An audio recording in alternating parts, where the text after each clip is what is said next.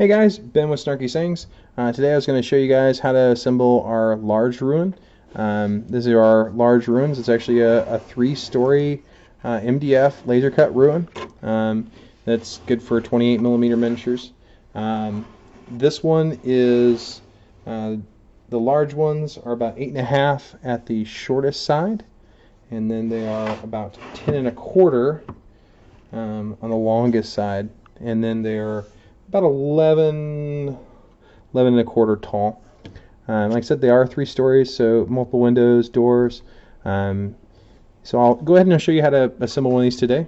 It is the same as the rest of our ruins. It is slightly reversible, so if you wanted to do this side, make my long edge, or wanted to make it go this way, and this is my short edge, you could do it either way. For these ones, they do actually have a set of numbers. So there's a 2, and this side's blank, just to kind of let you know that, hey, this is the second side. And that corresponds to a number that's actually on the sides for these. And they're pretty straightforward. For all of our MDF stuff, you can use PVA glue, or you can utilize, I personally like, especially for these videos, I like using Bob Smith Industries. This is their Instacure and their Instaset. It's pretty fast, straightforward, does a good job. So I'm going to go ahead and show you how to put these ones together first. And I think I'm going to make this one, I think I'm going to make it go this way. I think that's what I want to do today. So, and you can dry fit these real easy. The numbers do go on the outside, so that way you kind of can keep an idea. So you just have those on there. So I think I'm going to go, you know what, maybe I'll do it the reverse. Yeah, I'll keep it this way. So for these, same thing as all the rest of them. This is where this piece will set here on the large ruin. I'm going to go ahead and run a bead all the way across from one edge to the other. So, bloop. And I also like to keep a paper towel around in case I get a little too much glue on the edge of this. Though it doesn't really hurt anything because you are going to go ahead and paint these. So I'll go ahead and set that right into the slots. And if this was PVA glue, you would go ahead and you could have another person help you a little bit.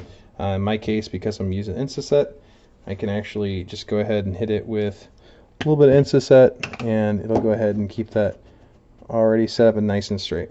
So just quick spray. That's pretty well already there.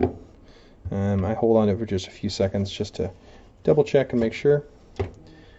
For a lot of our corner buildings, it's almost easier to put it on its side after you're initially done with your first level, and then go ahead and line up your second piece. So I'm going to do it just like this. So same thing again. I'm going to go ahead and put a bead all the way down it.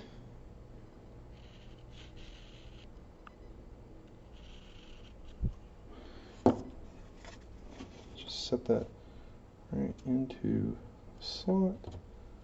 Making sure I glued that last bit of it there. Okay.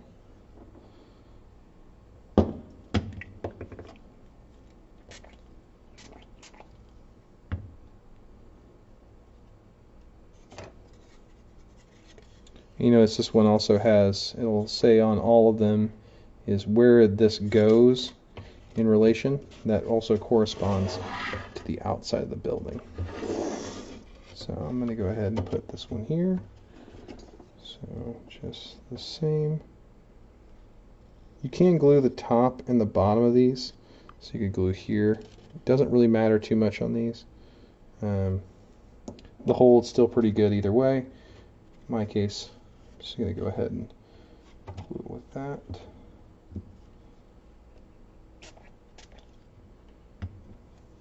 Okay. So that side's done.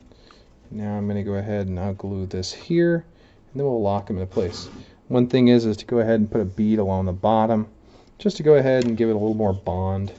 And it's pretty easy to do it on the opposite side so that when it folds in, it stays stuck in. Oh, while I'm thinking of it, quick bead right along there. Make sure makes it a little bit easier for you to go ahead and do this.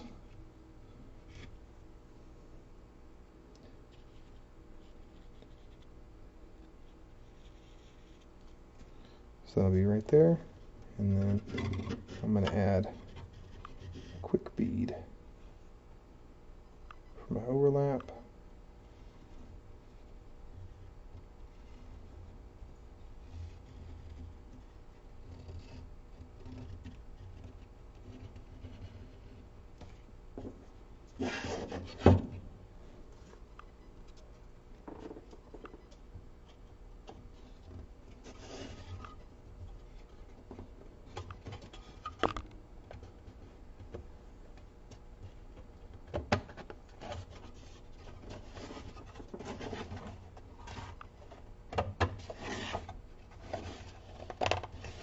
Get a better angle here on the back side. And you see right there, it's a nice tight fit on it. I'll flip this over just a second. I'm going to spray the inside here real quick with some Instaset. And if you're doing this with PVA glue, just have a friend help you, or if you're by yourself, clamps are a nice touch. You can do it with just kind of laying it over and just double checking, making sure. And if you do have a little bit of a gap at some of the bottoms, you can just re-glue it if you want to. I just get a better hold on it real fast. There we go. The top, just double checking my seam here. So that would pretty well be done if you wanted to. You don't have to add in the other stuff, but I'm going to go ahead and add it on just because I like the look of it. The aesthetics are nice. So we actually got a door here on this side and a door on the other side here. So they sit down with two legs just like this, and then they're actually flush with the door. So they add a nice little touch, that way you can see them real well. So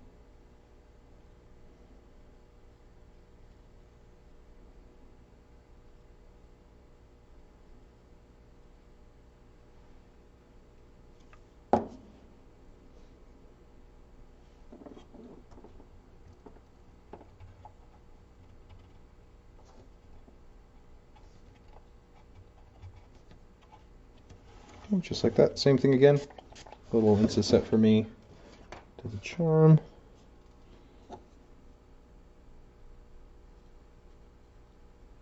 And you can do dots on these, you don't have to do lines. I just do lines just because, yeah, I like the look. Dots works just as fine, just because if you have just a little bit of super glue on these, they actually bond really well together. It's surprising how well MDF bonds together. And the nice thing about MDF is it's very straight. Unlike plywood, MDF is fairly straight as you put it together. You don't get the twisting and turning you do with like layers. Right, quick spray. It's on there. Like I said, they sit all the way down flush, so as you put them in, that way they actually rest on there, so they kind of hold themselves up. Alright, so you've got these nice little spots where it's attached for the floors, and you'll notice as I get these pieces here, these are also inside the bag. One side is flat, one side is flat. The other side has actually got a broken off piece. That's to match some of the aesthetics. If you look on the side of the building, in this case, this one is L1, this one is U1, same for this side is U2, and that is L2. I have an L1 right here, so like that. The flat side goes towards this strip here, and the way it works is as I place these pieces over top of it, they'll go together, and this actually helps hide the seam. You can reverse them, so if you don't like in this case where this one sets at, I could say, oh, you know what, I'll make it go a little further forward and bring up the other side. This just acts as a way to help you hide that seam easier.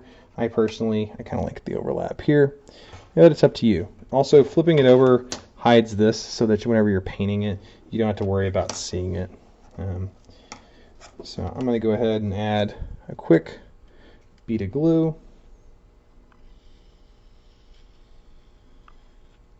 Like I said, we're just trying to hide these flush lines on this. So about in the middle.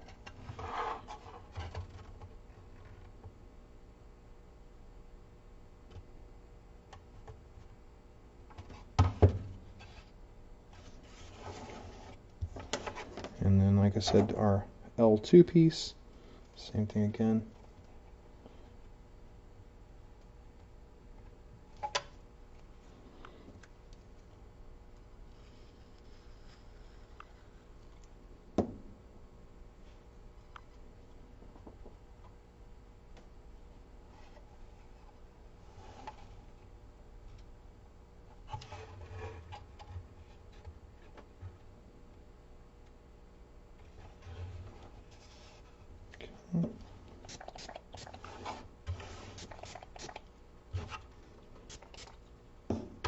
You notice it's dark right now after I spray that. This stuff is, it's not really an alcohol base, but it's kind of like alcohol. It will eventually evaporate if you're really, when you're working with this. It's kind of got a fairly pleasant smell, like almost fruity after a while. So it's not too terrible. I mean, I'm spraying in a pretty large room, but it works really well. I really enjoy working with it, especially for doing plastic models too. Alright, so I'm going to go ahead and do the top one, and I'm just going to speed this up real fast because pretty easy to do.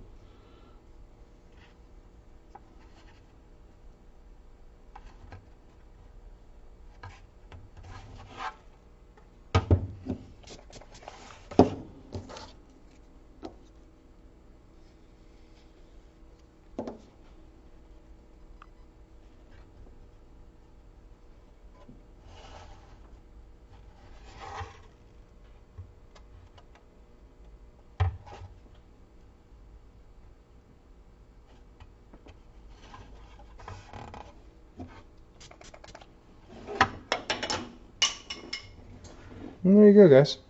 That's really all there is to it on these buildings. They're pretty straightforward. They work really well. There's a lot of flexibility in them. You know, if you have questions or you're looking at buying as your TO, a lot more of them, go ahead and message us. You can find these on our Etsy shop, and you can also find them on our Facebook page or message us directly, and we can go ahead and set you up. All right, thanks, guys.